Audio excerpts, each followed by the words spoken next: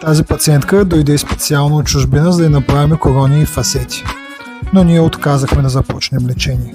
Ако бяхме започнали директно с корони, трябваше да се наложи да отнемем прекалено много зъбна тъкан и някои от зъбите най-вероятно щяха да бъдат омъртвени. А нашата цел е не просто да направим една красива усмивка днес, ако това ще доведе до проблеми утре.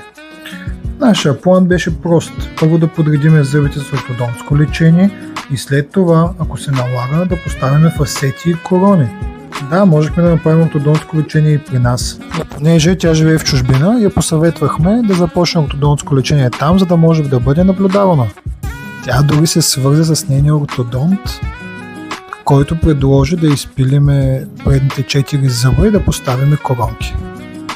Така че този път просто не започнахме лечение, защото понякога най-правилното лечение е да не започнеш с това, което пациентът иска, а с това, от което наистина има нужда.